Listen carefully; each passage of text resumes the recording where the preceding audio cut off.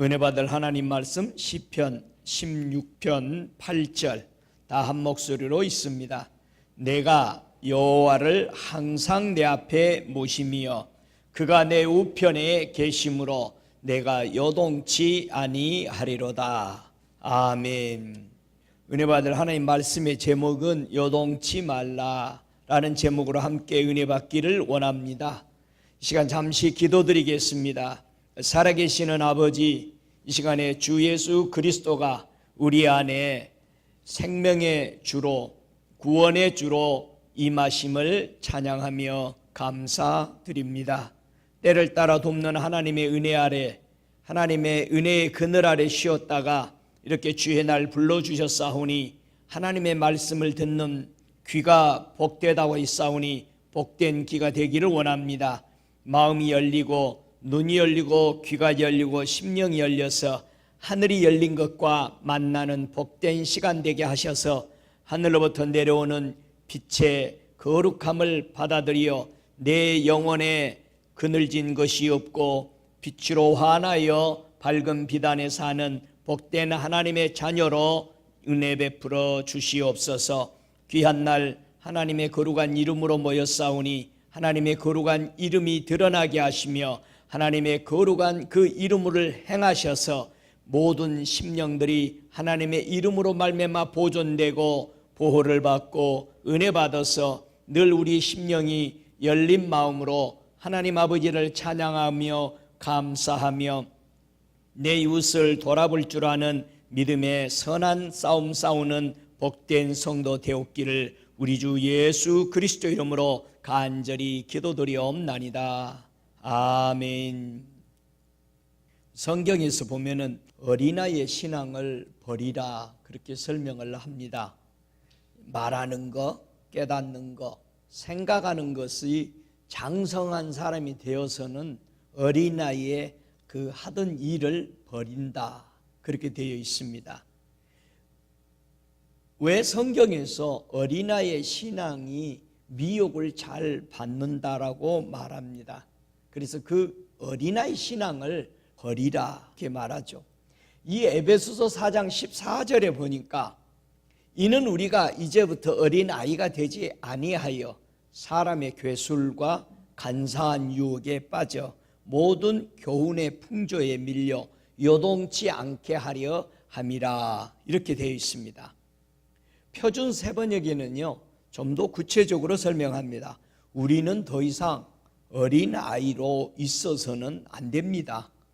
우리는 인간의 속임수나 강교한 술수에 빠져서 온갖 교훈의 풍조에 흔들리거나 이리저리 밀려다니거나 하지 말아야 합니다.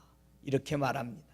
그래서 어린아이 차원의 신앙은요 세 가지가 특징적으로 나타나는데 사람의 속임수에 잘 빠진다는 거예요. 사람의 속임수에 잘 빠지는 이유는 전부 자기 정의나 자기 의 때문에 그렇습니다. 자기를 나타내주고 싶어서 과시해주고 싶어서 사람의 속임수에 잘 빠집니다. 두 번째는 간사한 유혹, 이 술수, 사람들이 그 술수 함정에 잘 빠져들어가서 이용을 당한다는 겁니다. 여러분, 사람이 나를 이용했다라고 생각하지 말고 내가 빠졌다라는 정신을 차리고 다시는 빠지면 안 되겠죠. 어린아이는 자주 빠집니다. 세 번째, 모든 교훈의 풍조에 이리저리 밀려서 흔들린다. 너무 자주 흔들리는 거죠. 무슨 말만 하면은 거기에 푹 빠집니다. 현세에 돌아가고 있는 어떤 영적인 성경적이지 않아도 자기가 좋다라고 생각하면은 풍조에 휩쓸리고 갑니다. 이런 어린아이 차원에서 우리는 반드시 벗어나서 장성한 자가 되면은 다시는 이런 일을 겪지 않는다. 그렇게 해서 요동하지 말라고 성경은 우리에게 당부합니다. 자, 오늘 본문의 말씀도 요동하지 말라 그렇게 말합니다.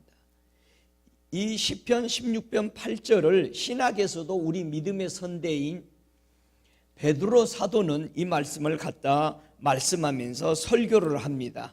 사도행전 2장 25절에 보면은 다윗이 저를 가리켜 가로되 내가 항상 내 앞에 계신 줄을 배웠으며 나로 요동치 않게 하기 위하여 그가 내 우편에 계시도다.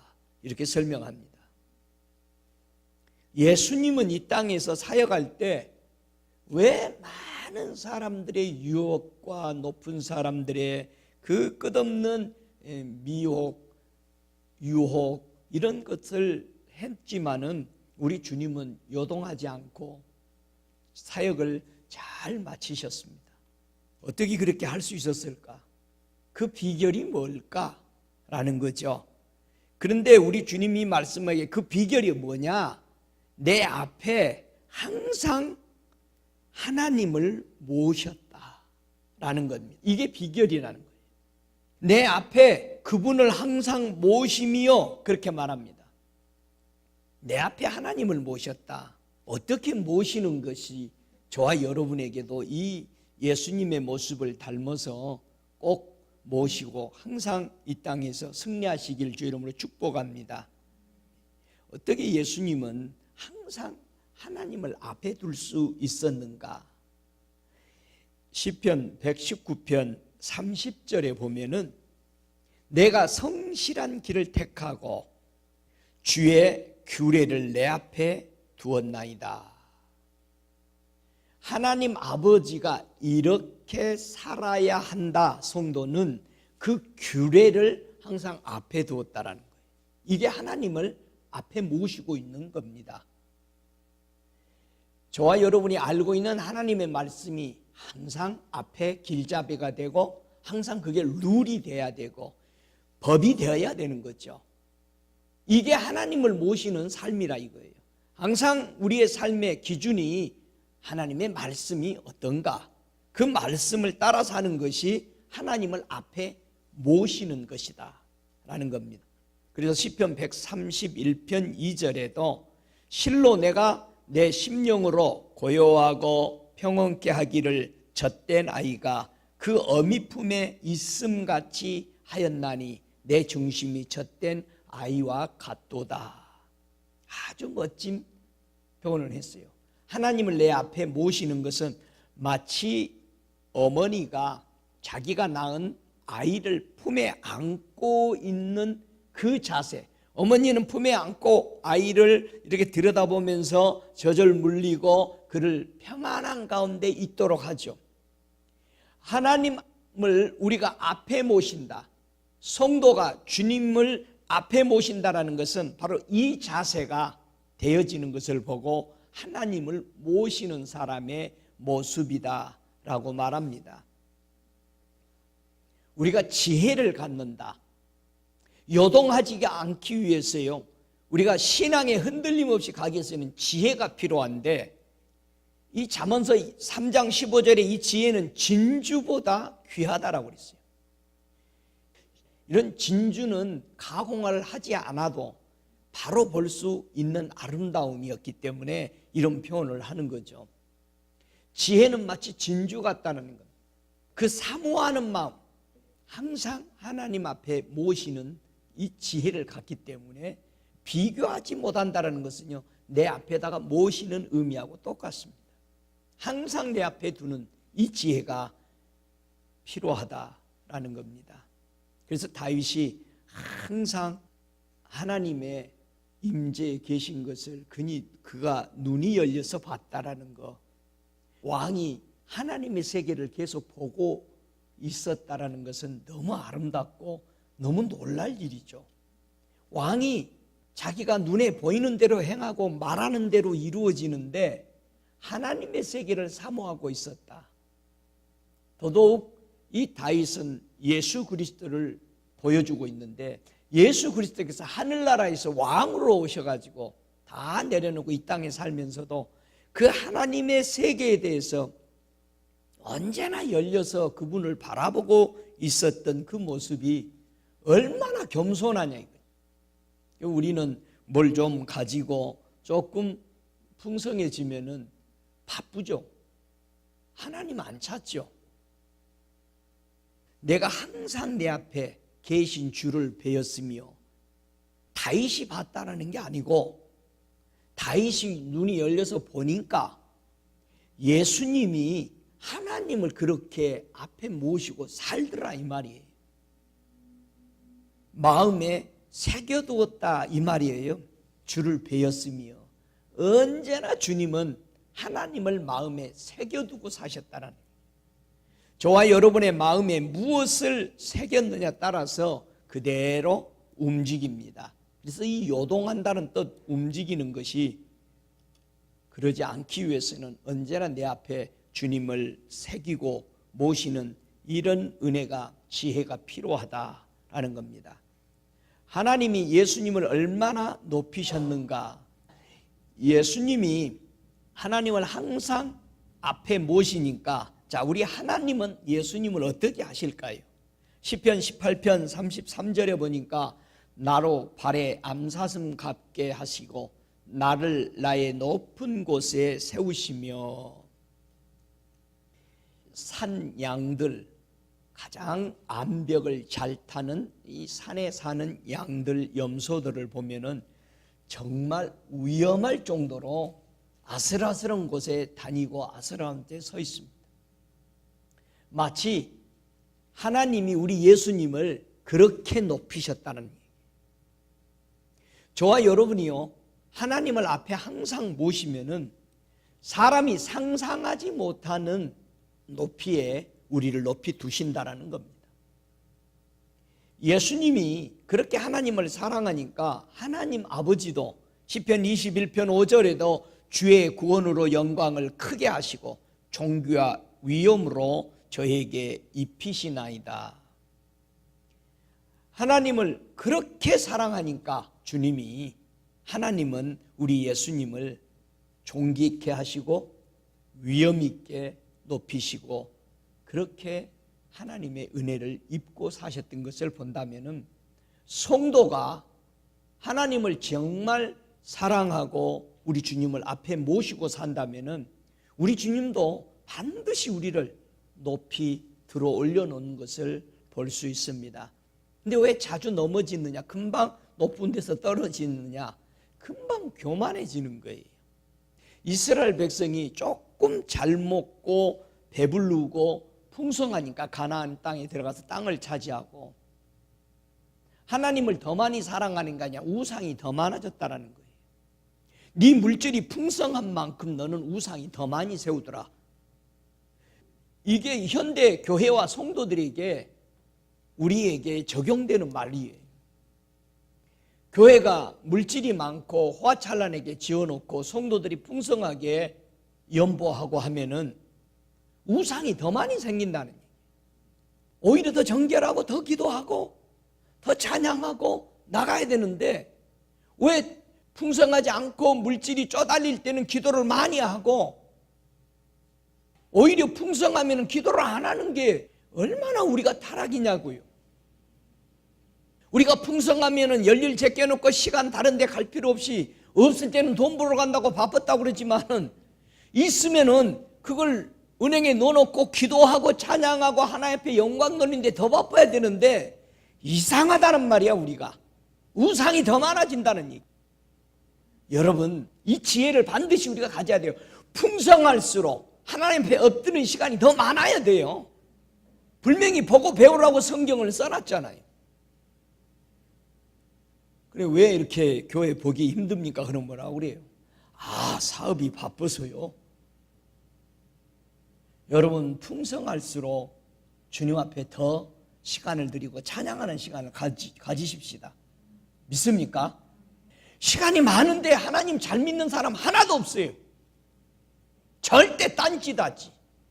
이게 타락이라는 뜻이에요. 이제 목이 곧 쫄려서 죽을 쯤 되면 그때서 하나님 찾는 거예요. 얼마나 우리가 어리석은 삶을 선택하는지 우리는 다시 한번 깨달았으면 좋겠습니다. 예수님은 언제나 하나님을 앞에 모시고 신앙생활을 하셨기 때문에 하나님은 예수님을 언제나 오른편에 두셨다라는 거예요. 저와 여러분이 하나님을 온전히 섬길 때 앞에 모실 때에 그분은 항상 내 오른편에 서 계신다는, 그가 우편에 계시도다라는 것은 무슨 뜻일까요? 우편에 계시다, 오른쪽에 계시다. 신약 성경에서 성도를 왕 같은 제사장이다 그렇게 말합니다. 그렇죠? 여러분, 왕이요, 왕자에서 오래 존속되려면 어떻게 하면 되죠? 여러분, 왕이요, 왕자에서 오래 있으려고 자기 자식들까지 다 죽이죠. 형제들 다 죽이죠. 성경은 절대 그렇게 하라고 돼 있지 않아요. 우리 하나님이 이스라엘 백성들에게 최초로 왕을 세울 때에 사무엘에게 말합니다. 왕의 법도를 가르쳐라. 온 세상에서요, 왕의 법도를 가르치라는 나라는 이스라엘밖에 없어요. 하나님의 백성밖에 없어요. 왕의 법도를 가르치라는 거예요. 그럼 네가 그 법도대로만 살면은 네 형제가 아들이 많고 형제가 많아서 네 왕위를 찬탄하지 않을 것이고 내가 너를 세워서 보호할 것이다. 여러분, 다윗이 자기 왕위를 보존하기 위해서 자식을 다 죽였나요? 아니잖아요. 솔로몬이 그랬나요? 아니잖아요. 그런 게 없어요. 그런데 온 세상에 왕자를 가지고 있는 사람들의 히스토리를 뒤져보면은 역사를 다 암암리에 죽인 거 아니에요. 어떻게 하면 왕자를 하나님이 누리도록 하시겠느냐? 이 신명기서 17장 18절에 보면은 이미 이스라엘 백성이 들어가서 왕 세울 것을 알고 예언을 하시죠. 그가 왕위에 오르거든 레위 사람 제사장 앞에 보관한 이 율법서를 등사하여 평생에 자기 앞에 두고 읽어서 그 하나님 여호와의 경외하기를 배우며 이 율법의 모든 말과 이 규례를 지켜 행할 것이라. 그리하면 그의 마음이 그 형제 위에 교만하지 아니하고 이 명령에서 떠나 좌로나 우로나 치우치지 아니하리니 이스라엘 중에서 그와 그의 자손이 왕위에 있는 날이 장구하리라. 왕위에 오르면은 뭐가 빨리 온다고요? 마음이 형제 위에 교만해진다. 그래서 주님이 빨리 왕자에서 내립니다. 우리가 하나님의 자녀요, 왕 같은 제사장이라고 그러고 주님이 너희가 고울을 다스리게 내가 해주겠다라고 그랬어요. 그렇다면은 이 신명기서 17장 18절, 19절, 20절까지 이 말씀을 우리가 명심해야 돼요. 그 마음이 형제 위에 교만하지 않아야 된다. 이게 열쇠입니다. 우리 예수님이 이 땅에서 왜 예수님이 뭐라고 그랬어요? 마태복음 11장 29절에 나는 온유하고 왜 겸손했다고 그랬는지, 그 말은 하나님의 율법서에 언제나 갖다 놓고 평생 읽어서 하나님을 경외하기를 배웠고 모든 하나님의 말씀의 규례들을 지켜 행하고 그랬기 때문에 그는 겸손했다는 거예요. 그래서 그의 왕자가 뭐 할 것이다? 영원할. 할렐루야. 주님을 찬양합니다. 우리도 주님 닮아야 합니다. 하나님의 우편을 선택하면은 흔들리지 않는다. 그렇게 말합니다. 하나님이 우편에 계시게 하면은 흔들리지 않는다. 우편에 뭐가 있길래 그렇게 안 흔들릴까요? 우편에 있으면 뭐가 우리가 흔들리지 않는가? 성경에 보니까 출애굽기 15장 6절에 보면은 여호와여 주의 오른손의 권능으로 영광을 나타내시나이다. 여호와여 주의 오른손이 원수를 보수하시니이다. 여러분, 주님을 앞에 모셨을 때에 우리 주님은 나의 우편에 서 계신다는 얘기예요. 주님이 우편에 서 계신다라는 것은 내 원수를 무릎 꿇게 할 때까지 서 계신다는 얘기예요. 주님이 내 원수를 내 앞에 무릎 꿇게 하기까지 내가 네 오른편에 있을 것이다. 그러면 주님이 언제나 오른편에 계시게 하려면은 우리가 어떻게 하면 돼요? 항상 주님을 앞에 모시면 돼. 그렇다면은 원수를 하나님이 보수하시도록 하기 위해서 우리는 내 앞에 언제나 하나님을 모시는, 그의 규례대로 말씀대로 우리가 그분을 쫓아 살 때에 그분은 언제나 내 우편에 계신다라는 겁니다. 우편에는 신명기 33장 2절에 보면은 오른쪽에는 불같은 율법이 있다, 그렇게 말합니다. 우편에는 불같은 율법이 있다는 얘기예요. 주님은 언제나 우편에 쓰셨다. 이거는 심판 때에 서 있는 겁니다. 저와 여러분이 하나님을 섬긴다, 모신다 라는 거는요, 심판을 받을 각오로 살아가는 거예요. 그분이 오른편에 계시기 때문에. 자, 원수를 무릎 꿇게 만든다면은 내가 하나님 앞에 바라야 되죠. 겸손하게 그분의 말씀 앞에 순종했을 때 원수를 우리를 대신해서 갚아주시는 것을 볼 수 있습니다. 이 역대하 3장 17절에 보니까 우편에는 뭐가 있느냐? 성전에는 우편과 좌편에 큰 기둥이 두 개가 있죠. 18규빗이나 되는 큰 성전 앞에 항상 큰 기둥이 두 개 있습니다. 거기는 무슨 기둥과 무슨 기둥이죠? 야긴하고 보아스라는 기둥이 서 있습니다. 그래서 우편에는요, 야긴이라는 큰 성전의 기둥이 서 있습니다. 야긴이 무슨 뜻이냐? 그가 세울 것이다 라는 뜻입니다. 여러분, 우리 주님이 우편에 모시고 사는 신앙이라는 것은요, 그분이 나를 세운다는 얘기예요. 보아스가 무슨 뜻이요? 보아스가 그 이방 여인 룻을 뭐 해줬어요? 거둬줬죠. 속량해 주다는 뜻이에요. 보아스는 우리를 하나님의 자녀로 거둬주신 분이 누구야? 예수님이지. 보아스는 누구의 표현이요? 예수 그리스도. 우리는 이방 사람이다. 이방의 신부로 왔는데 우리를 받아주셨기 때문에 보아스가, 바로 예수가 우리를 속량해 줄 것을 말해주죠. 그래서 그 보아스를 통해서, 그 룻을 통해서 다윗의 바로 예수 그리스도가 그 계열로 오게 되는 속량하는 자라는 뜻이죠. 그래서 하나님의 성전에 들어갈 때에는 우편에는 그가 세우실 것이다. 그를 섬기는 자들을, 그 다음에 한편에는 그가 뭐 하는 거예요? 속량해 주실 것이죠. 하나님의 속량이 있는 집, 하나님이 우리를 세우시는 그 집, 이게 최고의 복입니다. 주님이 내 우편에서는 그늘이 되어준다. 우리가 우편으로 간다라는 거, 오른쪽에 그분이 계신다라는 거 할 때는 여러분 우편에 주님이 내 그늘이 되어준다. 얼마나 보장되는 마음입니까? 오른손에 구원하는 힘이 있다. 주의 우편에는 언제나 영원한 즐거움이 있다. 이게 전부 우편으로 가는 거예요. 여러분, 오른손이라는 의미가 그렇게도 귀중한 거예요. 주의 오른손에는 시편 48편 10절에 정의가, 그것도 충만하여, 그렇게 말합니다. 원수를 무릎 꿇게 할 때까지 너는 내 우편에 있으라. 정말 멋진 아버지의 약속이요 예언입니다.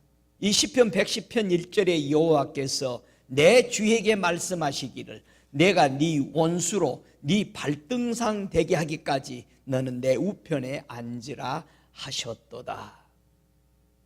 주님이 지금도 우편에 계시는 이유는 하나님이 모든 무릎을 예수 앞에 꿇리기 위해서 지금 일하고 계시는 거예요.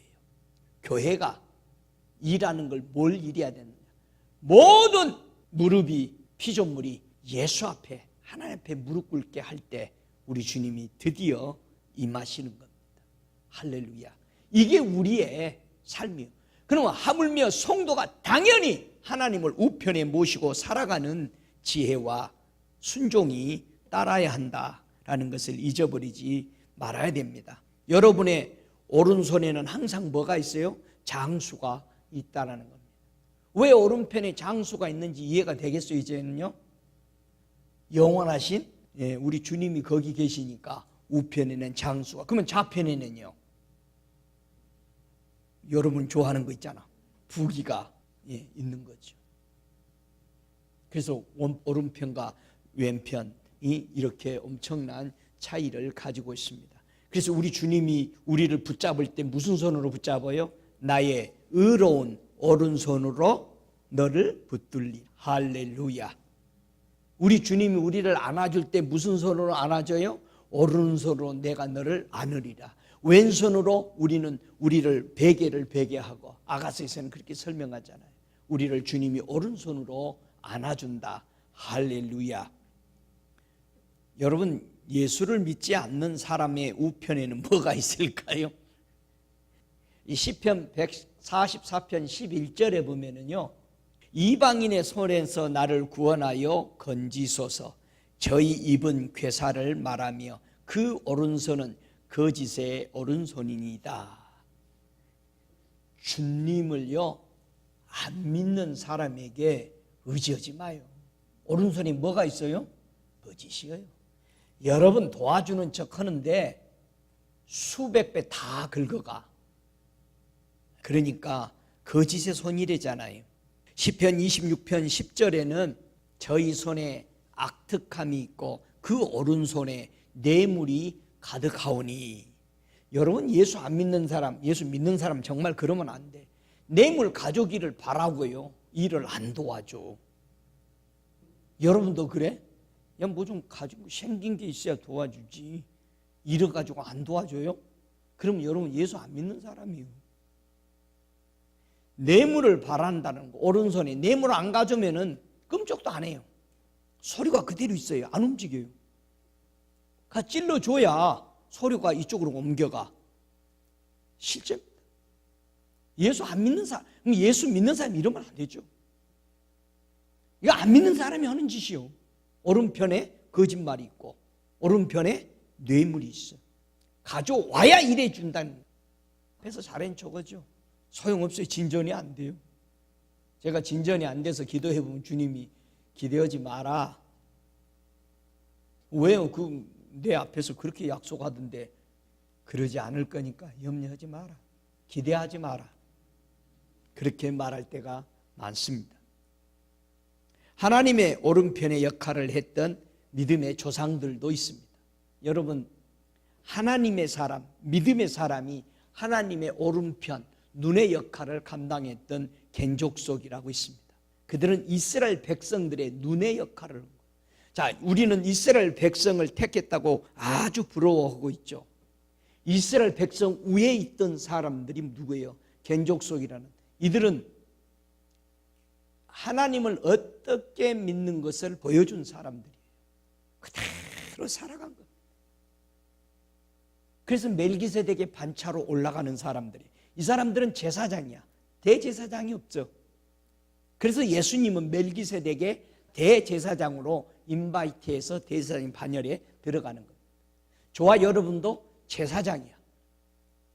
왜? 우리는 대제사장이 이미 영원한 대제사장이 계시기 때문에. 할렐루야. 여러분, 다른 사람의 정말 빛의 역할, 눈의 역할을 하며 살아가시기 바랍니다. 이 양 예수 믿는 거, 다른 사람의 빛의 역할을 감당하면서 눈의 역할을 감당하면서 살아야 돼. 그럼 눈의 역할을 감당하려면 눈은 항상 뭐 하죠? 눈은 뭐 해야 되죠? 절대 뭐가 들어가면 안 되죠. 티나 더러워지면 안 되죠. 눈은 언제나 정결하죠. 거룩해 하죠. 그래서 우리를 눈동자같이 지키시는, 하나님의 거룩한 눈이, 일곱 눈이 이 땅에 죄악을 제하는 것. 눈이 죄악을 제하는, 우리 눈이 거룩해야 되는 거죠. 할렐루야. 우리가 사람들의 눈의 역할을 감당하고 빛의 역할을 감당하려면 우리의 눈이 정결해야 돼요. 오, 할렐루야. 그가 내 우편에 계시도다. 여러분, 왜 부활한 성도가 우편에 계신 우리 주께로 가야 되느냐? 이 골로새서 3장 1절에 보면은 그러므로 너희가 그리스도와 함께 다시 살리심을 받았으면 위의 것을 찾으라. 거기는 그리스도께서 하나님 우편에 앉아 계시느니라. 우리가 위의 것을 찾아야 될, 신학에 와서 우리가 흔들리지 않는 하나님을 우편에 모시고 사는 사람은 바로 위에를 삼아야 돼요.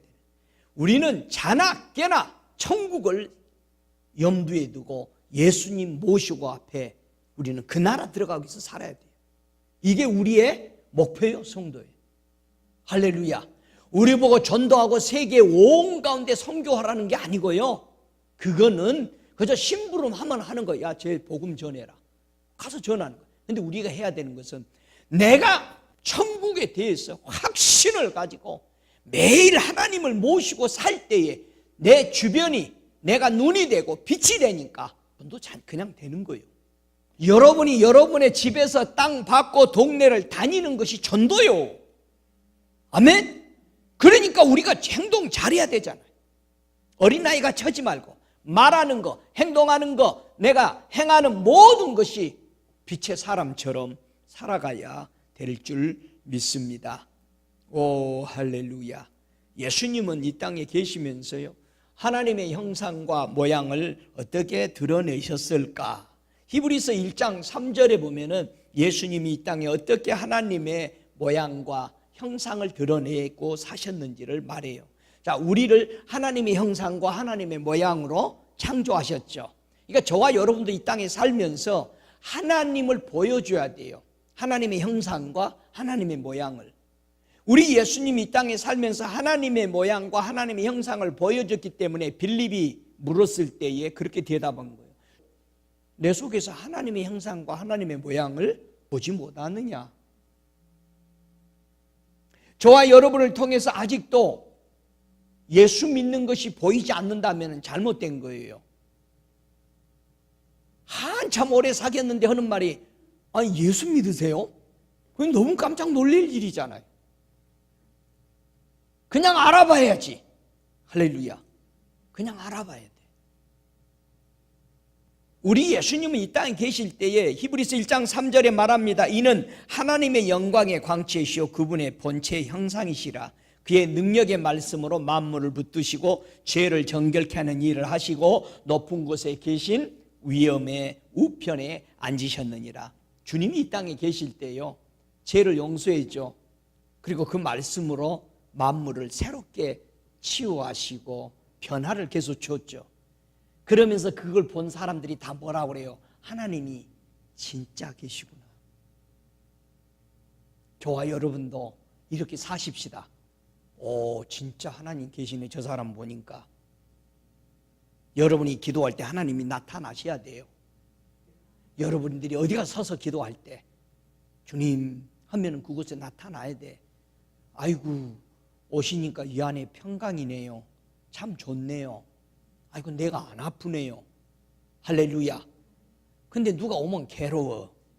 그러면 안 되지. 누가 오면 소화가 안 된대. 어떤 사람은 아이고 신경 쓰이네 그러는 거예요. 안 되죠. 그럼 우리 예수님은요, 오기를 전부 다 환영했던 거 아니에요. 하나님의 형상을 볼 수 있으니까, 하나님의 모습을 볼 수 있었으니까. 그냥 걷고 뛰고 막 눈이 열리고 안진병이가 일어나고 문둥병이 고쳐지니까, 와, 하나님이 오신다 한들 이보다 더 할까? 그렇게 표현하잖아요. 그래서 우리도 하나님의 형상과 모양을 드러내며 사는 복된 저와 여러분이 되시길 주의 이름으로 축복합니다. 성도가 오른편을 선택할 때 무슨 일이 생길까요? 여러분이 오른편을 택하니까 무슨 일이 일어났어요? 마태복음 25장 33절에 보니까 뭐라고 그럽니까? 양은 그 오른편에, 염소는 왼편에 두리라. 34절에 말합니다. 그때 임금이 그 오른편에 있는 자들에게 이르시되 내 아버지께 복받을 자들이여, 나와 창세로부터 너희를 위하여 예비된 나라를 상속하라. 여러분, 오른편을 택하니까 어떻게 됐다고요? 복받은 자들이 된. 왜 예수님이요 성전 안에서요 오른손 마른 사람을 치유하시죠. 손 내밀어라 해가지고. 그런데 종교인들은 그걸 못 고치게 막 야단하죠. 주님이 고쳤어요, 안 고쳤어요? 고쳐줬어요. 왜 오른편 손을 고쳐줬어요? 오른편에 있는 자들이 뭐하기 때문에? 하나님 앞에 복을 받을 자들이니까. 이 사람이 복 받도록 고쳐주는 거예요. 우리 주님이 우리 손에 오른손이 메말라 있는, 하나님 앞에 복 받지 못하게 되어 있는 것을 우리 주님이 오셔서 십자가에 달리심으로 우리를 복 받도록 회복해 주신 거예요. 할렐루야. 오, 할렐루야. 그래서 영생할 수 있는 이 복을 받도록 복 받은 자들이여, 그렇게 말한 거예요. 그래서 제자들에게 요한복음 21장 6절에도 그물을 어느 편에 던져라? 오른편에 던져라. 오른편에 던졌더니 뭐라 그래요? 많이 잡힌 거예요. 우리는 축복을 받는 길을 주님이 가르쳐 주잖아요. 오른편으로 가라. 그래서 그물을 배 오른편에 던져서 그리하면 얻으리라. 그래서 많이 얻었죠. 이스라엘 백성들이 홍해바다 건너올 때에 좌우에 벽이 뭘로 벽이 됐어요? 물이 벽이 되어 있다고 그래요. 그러면 여러분은 요단강을 건너가는데 뭐가 여러분의 벽이 돼야 돼? 여러분이 지금 살아가고 있는 이 세상, 홍해바다 건넌 이 세상을 살아갈 때 좌우에 벽이 뭐가 돼야 돼요? 고린도 후서 6장 7절에 보면은요, 교회와 성도에게 무엇으로 벽을 세워서 보호를 받아야 할 것에 대해서 설명하죠. 진리의 말씀과 하나님의 능력 안에 있어 의의 병기로 좌우하고, 그렇게 말합니다. 좌우의 벽이 우리는 진리의 말씀이 돼야 되고 의의 병기가 된 바로 하나님의 능력이 우리에게 있어야 되는 거예요.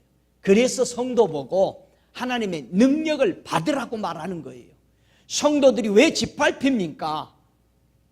여러분, 누가 짓밟죠? 능력이 없으면 짓밟혀요. 그래서 우리는요, 하나님의 말씀, 진리의 말씀으로 벽을 세우고 좌우편에 의의 병기인 하나님의 능력이 벽이 되쳐야 돼요. 오, 할렐루야. 종말이 가까울수록 어떤 형상들이 계속 일어날까요? 하늘의 권능들이 흔들리게 된다라고 말합니다. 여러분, 무엇이 하늘의 권능들이라고 말하죠? 성경에서 마태복음 24장 29절에 보면은요, 그날 환난 후에 즉시 해가 어두워지고 달이 빛을 내지 아니하며 별들이 하늘에서 떨어지며 하늘의 권능들이 흔들리리라. 자, 하늘의 권능들을 가리켜서 해와 별, 달과 별들이라고 말해요. 이게 권능이라. 한 가지 물어보죠. 왜 사람들이 해와 달과 별에게 갑니까? 빛이 필요해서 가는 거죠. 빛을 받으려고. 해와 달과 별들에게 가는 것은 빛이 필요해서 가는 거예요. 그런데 왜 빛이 어두워진다고 얘기해요? 이 해와 달과 별들이 환난 후에 하나님의 진노에 때문에 어두워지는 겁니다. 이사야 13장 9절부터 12절에 보면은 여호와의 날 곧 잔혹히 분냄과 맹렬히 노하는 날이 임하여 땅을 황무케 하며 그 중에서 죄인을 멸하리니 하늘의 별들과 별 떨기들 그 빛을 내지 아니하며 해가 돋아도 어두우며 달이 그 빛을 비추지 아니할 것이로다. 내가 세상의 악과 악인의 죄를 벌하며 교만한 자의 오만을 끊으며 강포한 자의 거만을 낮출 것이며 내가 사람을 정금보다 희속케 하여 오빌의 순금보다 희귀케 하리라. 여러분, 순금이 많아요? 귀하죠? 순금이.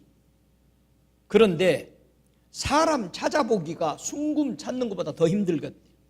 하나님이 다 멸해버린 거죠. 왜 해, 달, 별들에게 사람이 간다고 그랬어요? 빛 때문에. 그러면은 해와 달과 별들이 빛을 잃어버릴 건데 이런 것에 관계없이 살아가려면 어떻게 해야 돼? 해와 달과 별들에 관계없는 그 빛을 안 받고 살아가려면 어떻게 해야 돼? 우리가 성도가 교회가. 이사야서 60장 19절로 20절에 얘기하잖아요. 다시는 낮의 해가 네 빛이 되지 아니하고 달도 네 빛을 비추지 않을 것이고 오직 여호와가 내게 영영한 빛이 되며 네 하나님이 내 영광이 되리니 다시는 네가 해가 지지 아니하고 내 달이 물러가지 아니할 것은 여호와가 내 영원한 빛이 되고 내 슬픔의 날이 마칠 것임이니라. 할렐루야. 여러분, 우리가 더 이상 지도자들에게 의존해서는 안 되는 거예요. 내 믿음, 내가 지켜가는 빛을, 주님하고에 나오는 빛을 받아야 하는 거예요. 그러면 교회와 지도자들에게 우리가 합쳐서 뭐 하느냐? 주님의 일, 모든 피조물이 하나님 앞에 무릎 꿇게 하는 일에 하는 것이지, 저와 여러분이 빛을 스스로 받아야 하는 거예요. 이제는 예수가 내 안에 계시면. 할렐루야. 예수께로 가야 되는 거예요. 사람에게 가지 말고. 그렇게 하시겠습니까? 할렐루야. 교회나 성도가요, 보이지 않는 묶인 사슬들이 참 많아요. 여러분, 이 사슬을 끊는데 가장 귀중한 게 뭘까요? 여러분이 알지 못하고 보지 못하는 사슬들, 말의 저주와 말들에 걸어놓은 것들을 다 끊어버려야 돼, 안 끊어버려야 돼? 끊어버려야 돼. 그게 어떻게 끊어져요, 그게요? 어떻게 끊어진다고 돼 있어요? 자, 사도행전 4장 31절에 보면은요, 빌기를 다하며 모인 곳이 진동하더니 무리가 다 성령의 충만을 하여 담대히 하나님의 말씀을 전하니라. 사도행전 16장 26절에 봐도 이에 호련히 큰 지진이 나서 옥토가 움직이고 문이 곧 다 열리며 모든 사람의 매인 것이 다 벗어진지라. 여러분, 우리가 성도가, 교회가 왜 성령의 충만을 받아야 하는지를 아시겠어요? 여러분, 성령 충만 받으면은 여러분의 몸이 어떻게 한다고요? 진동이 온다고. 진동이 요동을 하기 때문에 묶어놨던 거, 꽁꽁 묶어놨던 게 초자연적인 힘이 내 안에 들어옴으로 말미암아 몸이 흔들리면서 묶인 게 다 풀려져 버려요. 할렐루야. 할렐루야.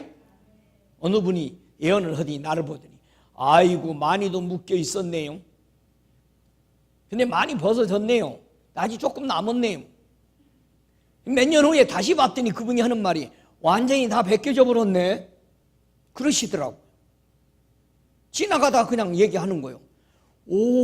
몇 년 만에 봤는데 다 벗겨지고 없네요, 묶인 게.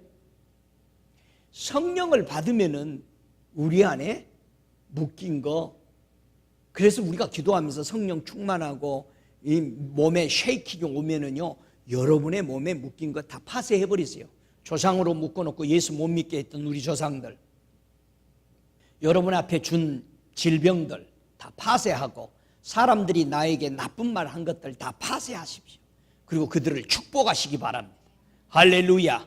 그러면 여러분의 완전히 자유케 돼서 하나님의 놀라운 축복 속에 성령 충만한 생활을 하실 수 있습니다. 우리 주님이 이 땅에 오셨을 때에 땅이 진동했죠. 그런데 다시 한번 주님 오실 때 또 한 번에 진동되지 못할 것까지 다시 진동하신다고 그랬어요. 여러분, 이 땅에 오셨을 때에도 얼마나 땅이 진동했어요. 헤롯 왕부터 시작해서 종교 지도자들, 대제사장들, 자기네들 자리가 위험하니까 얼마나 예수 죽이려고 그랬어요. 그런데요, 생각해 보세요. 이 히브리서 12장 27절에 보면은, 이 또한 한 번이라 하시면 진동치 아니한 것을 영존하기 위하여 진동할 것들, 곧 만든 것들에 변동될 것을 나타내심이라. 이렇게 말했습니다.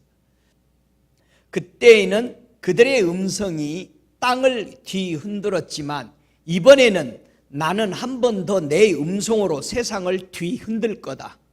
이번에는 땅뿐 아니라 하늘까지도 뒤흔들겠다 하고 다짐하셨습니다. 이 한 번 더라는 말은 피조물들을 흔들어서 없애버린다는 것을 뜻하며, 따라서 흔들리지 않는 것은 그대로 남아있게 하겠다는 뜻입니다. 여러분, 하나님이 오셔서 한 번 흔들어, 자, 우리 주님께서 집이 잘 지어졌나 안 지어졌나 흔든다고 그랬죠. 뭘로 흔든다고 그랬어요? 물을 보내서 홍수로 한번 쓸어본다고 그랬어요. 그 다음에 바람으로 한번 불어서 날려보겠다. 남아있어야 돼. 물에도 바람에도 우리가 말씀에도 남아있어야 돼. 우리 신앙이 굳굳하게. 그게 말씀으로 지어야 돼. 예수 반석 위에다. 우리가 성령은 바람같이 임한다고 그랬죠. 성령이 와서도 죄에 대해서, 의에 대해서, 심판에 대해서도 나를 두들겨 봐도 그대로 남아있는 성전이 돼야 돼요. 할렐루야. 그렇게 잘 지었어요? 잘 짓고 잘 짓세. 우리 집 잘 짓세. 얼마나 멋진 찬양입니까? 여러분, 우리 집 잘 지어야 돼. 불어버리면 날아가는 그런 집에 살면 안 돼.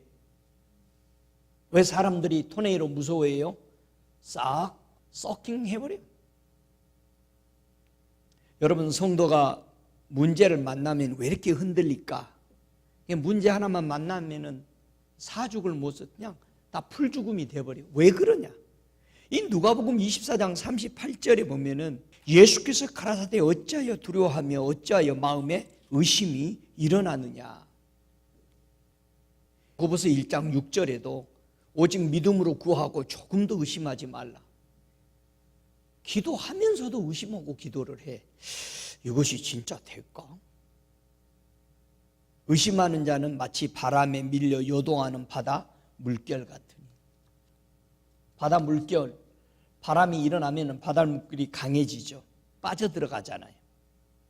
그러니까 주님이 베드로 보고 왜 의심했느냐? 바람 보고 벌써 의심한 거예요. 파도가 높게 일어나니까. 우리가 세상 돌아가는 소식 모든 걸 듣고 여러분들이 불안해해. 야, 이렇게 살다가 어떡하지? 조금 더 모아야 되는 거 아니야? 노후 대책 해가지고 과연 몇 년 살다 가는가를 말 안 하죠. 깨져버리니까. 근데 한번 여러분이 조사해봐. 주변에 이렇게 봐봐. 리타이를 하고 살만쯤 됐는데 몇 년 살고 가는가? 2년, 3년 가는 사람이 수두룩해요. 그러니까 뭐라 그래? 장례식 갔다가 이제 조금 살만하더니 가버렸네. 자식들 잘 살고 이제 대접 받을 만하더니 가버렸네. 2년, 3년 만에 가버린다는 얘기예요. 예수 잘 믿어요. 그게 베네핏이요. 예수 잘 믿다가 가요. 할렐루야. 다 여기 아멘 했어요? 주님이 미래를 보시는데 왜 사랑하는 제자들에게 돈 걷는 거, 돈 모으는 걸 안 가르쳐줬을까요? 그거 이상하지 않아요? 그렇게 안징뱅이 일으킬 뻔히 아는데. 저와 여러분이 세상 소식 듣고 염려야. 참 예수 믿고 말씀 읽으면 염려가 없어져요. 그런데 딱 덮고 나가면 또 염려요. 아이고 어쩌거나 문 열고 나가면서 차 타면서 걱정이요. 여러분 그러지 맙시다. 우리 주님을 신뢰하잖아요. 의심은 어디서 시작해요? 마가복음 7장 21절에 보니까 속에서 곧 사람의 마음에서 나오는 거예요. 이 생각이. 근데 사람들은 머리에서 생각이 있는 줄 알아요? 아니에요. 마음에서 나오는 게 악한 생각들. 디모데전서 2장 8절에도 그러므로 각처의 남자들이 분노와 다툼이 없이 거룩한 손을 들어 기도하기를 원하라. 이 다툼이 의심 없이. 여러분 의심 없이 기도해야 돼. 우리가 믿음으로 자세를 어떻게 배울까? 요동하지 않기 위해서 한번 성경 찾아볼까요? 요한복음 12장 27절 같이 읽습니다. 지금 내 마음이 민망하니 무슨 말을 하리요? 아버지여 나를 구원하며 이 때를 면하게 하여 주옵소서. 그러나 내가 이를 위하여 이 때에 왔나이다. 예수님은요 죽음 앞에서 어떻게 행동하셨는가? 예수님의 믿음의 그 자세를 우리가 배워야 돼요. 표준 새번역에는요, 이 말씀을 똑같이 이렇게 번역을 했습니다. 지금 내 마음이 괴로우니 내가 무슨 말을 하여야 할까? 아버지, 이때를 벗어나게 하여 주시옵소서 하고 말할까? 아니다. 내가 바로 이 일을 위하여 이때에 왔다. 간단해. 나는 죽으러 왔었어. 근데 우리는 예수님이 3번 기도한 거 가지고 굉장히 해석이 다양하게 우리 주님을 깔아뭉겨요. 그렇잖아요. 주님은 나는 이때를 위해서 왔다. 주님, 내가 살려달라고 기도할 수 있는 것이 아니잖아요. 그 말이라 이거예요. 이해가 돼요? 바울이 뭐라 그럽니까? 예루살렘으로 올라가면 죽는다는 거 예언 안 들어도 알아요. 주님 처음 만났을 때 네가 나를 위해서 죽을 것이다. 그렇게 하겠느냐? 그랬을 때 바울이 뭐라 그랬어? 내가 그렇게 하겠습니다 하고 약속했어. 바울과 주님이. 그렇기 때문에 예루살렘에 올라가야 되는 거예요. 잡히기 위해서. 그런데 예언한 사람들이 뭐라고 그래? 그러니까 저와 여러분이 옆에서 누가 예언하더라도 그 예언도 맞아요. 가서 죽는 거는. 그러나 우리는 주님과 나와의 약속이 흔들리면 안 되잖아요. 여러분, 아무리 좋은 소리를 들어도 바울은 가죠. 좀 더 살으라고 그래도. 왜 울어서 내 마음을 슬프게 하냐?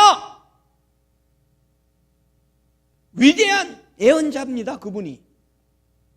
그러나 저와 여러분이 십자가에 죽기로 이미 결정했고 예수를 위해서 무시당하고 살기로 결정했으면 기분 나빠할 필요 없어요. 무시해도. 나는 이러기 위해서 왔다. 예? 그렇게 예수처럼 생각하십시오. 내가 바로 이 일로 인하여서 이때에 왔다. 이런 마음이 있어야 원수를 미워하지 않잖아요. 할렐루야. 그래서 주님이 요한복음 14장 1절에 너희는 마음에 근심하지 말라. 하나님을 믿으니 또 나를 믿어라. 할렐루야. 여러분, 우리 마음에 흔드는 이 의심, 이런 것들을 요동하게 하는 이런 의심들을 뭘로 제거할 수 있죠? 뭘로 제거해요? 의심이나 이런 거를. 예수님이 주는 평안을 너희에게 주노니. 평안이 들어오면은 의심, 요동하는 거 다 없어져요. 평안이 너희에 있을지어다. 그 집이 이에 합당하면 너희 빈 평안이 거기 임할 것이요. 뭐가 합당한 거요? 만일 평안을 받을 사람이 거기 있으면 무슨 평안을 받을 사람이 있어야 돼? 여러분, 예수님이 이 땅에 태어났는데 땅에서는 기뻐하심을 입은 사람들 중에 평화야. 아이고, 예수님 그렇게 기다렸는데 오셨는데 기뻐요, 감사해요. 이 사람에게 평강이요. 그 집에 평안을 빌어서 뭐를 빌어? 예수가 이 집에 임하기를 축복했는데 그 사람이 그 예수를 받을 만한 믿음이 있으니까 그 집에 뭐야? 평강이요. 그 평강이 거기에, 저와 여러분 안에 평강이 임한다. 예수가 내 안에 원하고 있느냐 이거예요. 원해야 평강이야. 할렐루야. 근데 너무나도 많은 사람들이 예수를 원하지 않아. 백불아치도 원하지 않아. 주일날 백불 준다면 가버려. 예배는 저녁에 드리거나 다음에 드린다는 거예요. 예수님이 백불에 흔들린대. 저 알라스카에서는 살몬에 흔들리고 개 잡으러 가는데 흔들려버려. 저 시애틀은 고사리 거꾸로 가는데 흔들려버려. 조지아는 피치 따로 가는데 흔들려. 머스카타임 따로 가는데 흔들려. 주일날 따로 가. 사람들이. 선을 행하는 각 사람에게 영광과 존귀와 평강이 있을지어다. 선이신 예수를 원하는 사람, 선이신 우리 하나님을 원하는 사람에게 평강이에요. 이 평강이 들어와야 우리의 의심이 없고 요동하는 게 없는 줄 믿습니다. 그래서 우리 예수님이 평강의 왕이요. 평강하면 내가 왕이다. 나 가면 평강해져 버린다. 그럼 그 왕 모셔드려요. 평강의 왕으로 오시옵소서. 할렐루야. 여러분, 사단이 왜 성도를 요동하게 만들죠? 왜 사단이 나를 흔들려고 그러죠? 갈라디아서 1장 7절 한번 찾아보십시다. 왜 나를 사단이 흔들려고 하는가? 그 흔들리는 것을 뭐를 흔들려고 이렇게도 나를 유혹하려고 하는가? 갈라디아서 1장 7절 읽습니다. 다른 복음은 없나니 다만 어떤 사람들이 너희를 요란케 하여 그리스도의 복음을 변하려 함이라. 오, 사단이 우리를 요동시키는 것은 뭐를 변질시키려고 그래요? 예수의 복음을, 야, 꼭 그렇게 예수 안 믿어도 돼. 기도하면 소리 질러서 기도한다니까 뭐라 그래? 아니, 하나님이 기먹었어요. 왜 이렇게 소리 지르세요? 아니, 기먹은 하나님이 여리고성 무너뜨리라고 7번 소리 지르고 그것도 7일 동안 내내 돌으라고 그랬어? 도둑이 오면은 뭐 해요? 소리 지르잖아. 왜? 도둑이 하니까 누가 들어? 옆에서 들어? 도망가 버려. 도둑이 오면은 불을 확 켜버리면 도망가 버려. 자기가 드러나 버렸잖아. 여러분, 소리 지르면은 우리 구원자이신 주님이 벌써 들어. 나팔을 왜 부르라고 그랬어? 길게. 적이 오면은 내가 하늘에서 그 나팔 소리 듣고 적이 온 걸 알고 내가 바로 막아주겠다. 여러분, 나팔 불어. 나팔 다른 데 가서 붙지 말고 밖에 가서 넌 어디 나가서 너 나팔 불면 너 죽여 그러잖아. 어떤 나무는요 사람을 유혹을 해요. 예수님이 한번 치료해놨는데 지대로 치유가 안 됐는데 뭐라고 그래? 뭐가 보이냐 그러니까 나무들이 걸어다니는 것이 좀 보입니다 했더니 아이고 이리 와봐라. 그 나무가 아니고 한 번 더 기도해 주니까 이제 사람이 좀 보입니다. 한번 성경 읽어보죠. 사사기서 9장 9절. 산에는 많은 나무들이 있습니다. 근데 어떤 나무는요 다른 나무들을 타락시켜요. 그래서 그런 타락시키는 나무가 되면 안 돼요 우리가. 그리고 여러분도 요동하면 안 되고. 자, 나무에 4가지 나무가 나옵니다. 사사기서 9장 9절 제가 읽습니다. 감람나무가 그들에게 이르되 나의 기름은 하나님과 사람을 영화롭게 하나니 내가 어찌 그것을 버리고 가시나무들 위에 요동하리요 한지라. 지금 나무들에게 다 같이 우리의 왕 좀 되십시오라고 했는데 왕을 다 안 한다는 거야. 와, 대간절 이 나무들은 어떤 나무들이야? 왕을 안 한대. 여러분은 그 소리를 기다렸다듯이 저 백악관으로 가볼 거지. 대통령 돼달라고 그러면은. 저 11절에 보십시다. 또 다른 나무도 있어요. 무화과 나무가 그들에게 이르되 나의 단 것, 나의 아름다운 실과를 내가 어찌 버리고 가서 나무들 위에 요동하리요 한지라. 13절이에요. 포도나무가 그들에게 이르되 하나님과 사람을 기쁘게 하는 나의 세수를 내가 어찌 버리고 가서 나무들 위에 요동하리요. 감람나무의 특징은 뭐예요? 그 기름이 하나님과 사람을 영화롭게 한대요. 잘 보세요. 여러분은 무슨 나무인지. 무화과 나무 특징이 뭐예요? 단 것이 나와. 나의 아름다운 실과. 이게 단 사람이 있어. 쭉쭉 빨아먹어도 안 아까운 사람.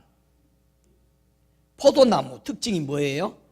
하나님과 사람을 기쁘게 하는 새수리. 그 사람만 만나면 채. 어떤 사람은 그 사람만 만나면 유혹받아서 넘어져 버려. 근데 가시나무의 특징이 15절에 뭐라고 그럽니까? 가시나무가 나무들에게 이르되 너희가 참으로 내게 기름을 부어 너희 왕을 삼을거든 와서 내 그늘에 피하라. 그러지 아니하면 불이 가시나무에서 나와서 레바논의 백향목을 사를 것이니라 하였느니라. 아니, 가시나무가 왕이 되고 나서 그 그늘에 있으면 어떻게 되죠? 가시떨기 나무에 있다라는 것은 여러분 가시떨기 나무 밑에 가서 쉬고 있으면 세상 염려가 있고 재리의 염려가 있고 그래서 결국은 결실을 못 맞춰요. 왜 우리가 똑같이 신앙생활을 하는데요 누구 밑에 가서 있으면 그렇게 염려가 생기고 막 그래요. 근데 그 사람 밑에 가면 평경해. 케네스 해긴 목사님이요, 목회자 세미나에 많은 전국에서 모여있는 목회자 세미나에 이렇게 참석했습니다. 자기 방을 같이 쓰는, 보통 목사님들이 이제 방을 같이 쓰죠. 두세 명씩 같이 쓰는데, 같이 쓴 사람이 위장병으로 밥을 못 먹는 거예요. 무지 오래된 거예요. 그래서 같은 방에 썼는 첫 시간에 보니까 그 목사님이 케네스 해긴 목사님에게, 목사님, 저는 위장병으로 이렇게 오래 고생합니다. 그랬어요. 케네스 해긴 목사님이 기도해 준 것도 아니야 이랬어요. 지금 이 시간부터 목사님 마음껏 드세요. 절대 위장에 문제가 없을 것입니다. 그렇게 얘기했어요. 그러니까 그 목사님이 하는 말이, 그러면 제가 위장병이 나섰나요? 아니요. 그런데 어떻게 이렇게 마음대로 먹으라는 거예요? 목사님이 나와 함께 있는 동안 안에는 절대 위장에 문제가 없습니다. 이야, 여러분 그런 사람이 되시기 바랍니다. 내 옆에 있으면 단 거, 맛있는 거, 새술이 있고 기쁘게 하고 이런 사람이 되셔요. 그런 나무가. 그거 놓고 왕 하려고 가지 마. 누가 유혹을 해도 왕 시켜준다면 가버려. 여러분 가시나무 밑에 있으면 어떻게 돼요? 가시에서 포도나무 열려요? 아니요. 예수님 못 열린다. 엉겅퀴에서 무화과 따요? 못 따. 에레미야 4장 3절에 가시덤불 속에 파종하지 마라. 절대 가시 그늘 밑에가 쉬지 말아라. 가시덤불같이 엉겅퀴고 나오는 나홈서 1장 10절에도 말합니다. 창세기 3장 18절에도 말합니다. 땅이 내게 가시덤불과 엉겅퀴를 낼 것이라. 죽는 거예요. 그 밑에 가 있으면. 여러분 단 것을 내는 나무 되시기 바랍니다. 하나님이 좋아하고 기뻐하는 새수를 내시기 바랍니다. 하나님과 사람을 기쁘게 하고 영화롭게 하는 그런 나무가 되시기 바랍니다. 할렐루야. 성도가 하나님의 진노가 감해진 것을 어떻게 알까요? 노아의 홍수가 진노로 다 물러쓸었죠. 하나님이 내 진노를 풀겠다라는 사인을 뭘로 하셨어요? 창세기 8장 8절에 보니까 그가 또 비둘기를 내어 놓아 지면에 물이 감한 여부를 알고자 하매 11절에 저녁 때에 비둘기가 그에게 돌아왔는데 그 입에 갓난 새 잎사귀를 입는지라. 이에 노아가 땅에 물이 감한 줄 알았으며. 여러분 비둘기가 갓난 잎을 물었다라는 것은요, 하나님의 진노가 이제 멈추고 뭐가 올 거를, 기름 부음이 올 거를 말해준 거죠. 여러분 창세기 때 예수님이 올 것을 또 얘기하는 거예요.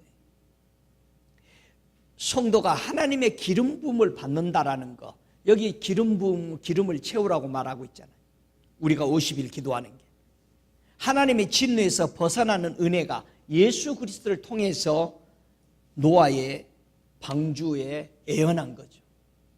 내 진노를 거둘 기름 부음이 올 것이다. 할렐루야. 여러분 우리가 요동하지 않고 하나님과 어린 양을 성전에 모시고 살아갈 성도가 누굴까요? 우리에게 시편 15편은 전체적으로 설명하죠. 여호와여 주의 장막에 유할 자 누구며 주의 성산에 거할 자 누구오리이까? 정직하게 행하며 공의를 일삼으며 그 마음에 진실을 말하며 그 혀로 참솟지 아니하고 그 벗에게 행악지 아니하며 그 이웃을 해방치 아니하며 그 눈은 망령된 자를 멸시하며 여호와를 두려워하는 자를 존대하며 그 마음에 소원한 것은 해로울지라도 변치 아니하며 별리로 대금치 아니하며 뇌물을 받고 무죄한 자를 해치 아니하는 자니 이런 일을 행하는 자는 영영이 요동치 아니하리니이다. 여러분 하나님의 진리의 말씀 붙들고 하나님 아버지를 앞에 모시고 그래서 주 예수가 내 우편에 서 계심으로 우리는 요동하지 않는 복된 성도 되기를 주 예수 이름으로 축복합니다. 아멘. 다 같이 일어나셔서 우리 함께 기도하시겠습니다.